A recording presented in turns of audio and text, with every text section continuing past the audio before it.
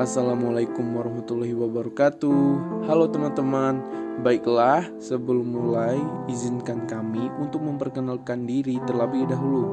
Kami dari kelompok 3 mata kuliah bimbingan konseling yang beranggotakan saya Muhammad Dafa Fikrial dan rekan-rekan saya yaitu Syifa Fauzia, Nelly Suryani Putri, Rini Rahyu, dan Wulandari. Tujuan video ini dibuat untuk memberikan pengetahuan tentang apa saja kegiatan pendukung pelayanan bimbingan dan konseling di sekolah. Baiklah, tanpa berlama-lama lagi, mari kita mulai pada pembahasannya. Adapun kegiatan pendukung bimbingan konseling yang pertama yaitu aplikasi instrumen BK. Aplikasi instrumentasi bimbingan dan konseling merupakan kegiatan pendukung bimbingan dan konseling untuk mengumpulkan data dan keterangan tentang peserta didik atau klien, keterangan tentang lingkungan peserta didik dan lingkungan yang lebih luas, yang dilaksanakan dengan berbagai instrumen, baik tes maupun non-tes yang diadakan oleh konselor. Adapun bentuk-bentuk aplikasi instrumentasi bimbingan konseling yaitu instrumen tes berupa tes hasil belajar, kepribadian, dan tes minat. Selanjutnya yaitu instrumen non-tes berupa angket, wawancara, dan observasi. Baiklah, pembahasan selanjutnya akan dibahas oleh rekan saya yaitu Wulandari. Himpunan data. Himpunan data adalah menyediakan data dalam kualitas yang baik dan lengkap untuk menunjukkan penyelenggaraan pelayanan konseling sesuai dengan kebutuhan klien dan individu lain yang menjadi tanggung jawab konselor. Pada kegiatan himpunan data dilakukan evaluasi penggunaan fasilitas dan digunakan memeriksa kekuatan, kelengkapan, kefaktualan, serta kemanfaatan data.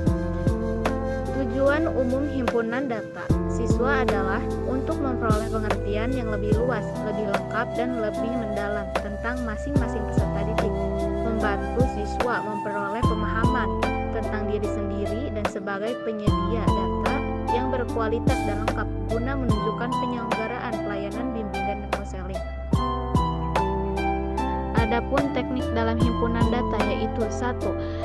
Aplikasi instrumentasi, 2. Penyusunan dan penyimpanan data, 3. Penggunaan perangkat komputer, 4.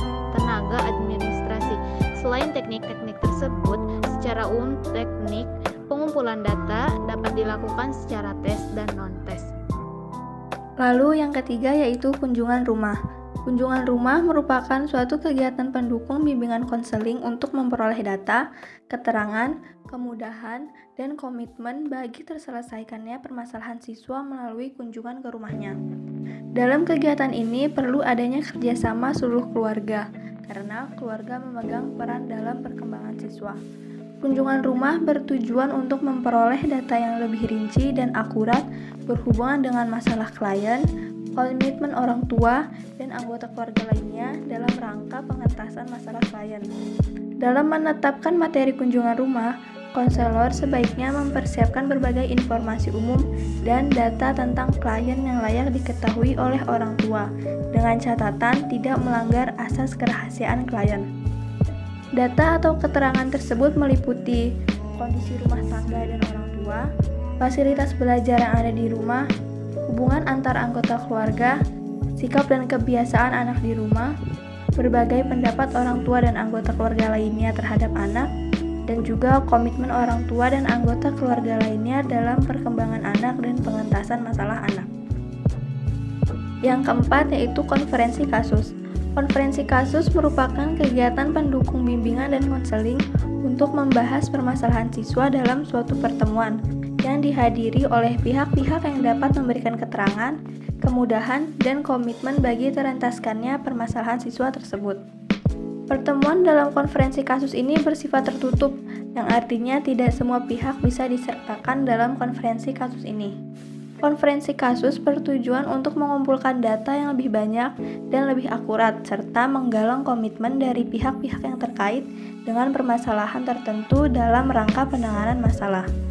Pada kegiatan konferensi kasus, perencanaan yang dilakukan adalah memuat masalah yang dibahas, tujuan, subjek, tempat atau alamat yang akan dikunjungi, waktu, petugas yang mengunjungi, anggota yang dikunjungi, dan apa yang diharapkan dari masing-masing anggota, serta bahan dan keterangan yang dibawa dalam kunjungan rumah. Baik, di sini saya akan menerangkan tentang tampilan kepustakaan. Tampilan kepustakaan yaitu kegiatan menyediakan berbagai macam bahan pustaka yang dapat digunakan peserta didik dalam mengembangkan pribadinya, kemampuan sosialnya, kegiatan belajar, dan karir atau jabatan. Berbagai macam bahan-bahan pustaka seperti buku-buku teks, literatur, referensi, jurnal, majalah ilmiah, majalah umum, koran, maupun koleksi laporan tugas akhir mahasiswa, laporan penelitian dosen, maupun laporan kerja praktek mahasiswa. Nah, di sini pun ada tujuan dari tampilan kepustakaan ini, yaitu yang pertama, melengkapi substansi pelayanan konseling berupa bahan-bahan dan atau rekaman lainnya yang ada dalam tampilan kepustakaan. Yang kedua, mendorong klien memanfaatkan bahan-bahan yang ada dalam tampilan kepustakaan untuk memperkuat pengentasan masalah dan pengembangan diri pihak-pihak yang bersangkutan. Yang ketiga, mendorong klien untuk dapat memanfaatkan pelayanan konseling secara lebih langsung dan berdaya guna. Kegiatan mendukung pelayanan bimbingan dan konseling yang keenam itu adalah alih tangan kasus. Alih tangan kasus adalah suatu intervensi konselor berupa pengalihan penanganan masalah konseli dari satu pihak ke pihak yang lain yang lebih berwenang dan berkompeten di bidang tersebut. Guru bimbingan dan konseling dapat melakukan kegiatan alih tangan kasus apabila merasa tidak mampu mengatasi masalah yang ada. Alih tangan kasus biasa dilakukan di dalam sekolah oleh kepala sekolah, guru lain. Sedangkan di luar sekolah pun bisa dilakukan oleh dokter, psikolog, psikiater, atau polisi. Alih tangan kasus ini bertujuan untuk membantu peserta didik atau konseli menemukan jalan keluar terbaik bagi masalah yang dialaminya apabila bantuan yang dibutuhkan ada di luar. Langkah alih tangan kasus dari guru bimbingan dan konseling atau konselor kepada pihak lain yaitu yang pertama, komunikasi dengan peserta didik atau konseli dan orang tua untuk memperoleh persetujuan alih tangan kasus. Yang kedua, konsultasi dengan kepala sekolah untuk menjelaskan dan memperoleh izin alih tangan kasus kepada ahli lain di luar sekolah. Yang ketiga, mengirim peserta didik atau konseli untuk memperoleh layanan ahli.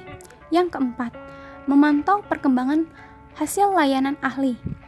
Yang kelima, memperoleh dan mengadministrasikan laporan dari layanan ahli.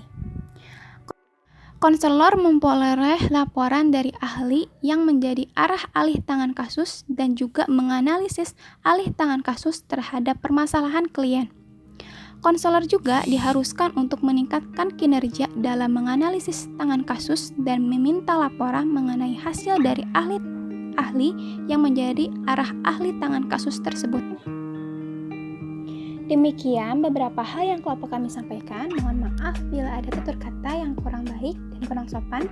Terima kasih dan wassalamualaikum warahmatullahi wabarakatuh.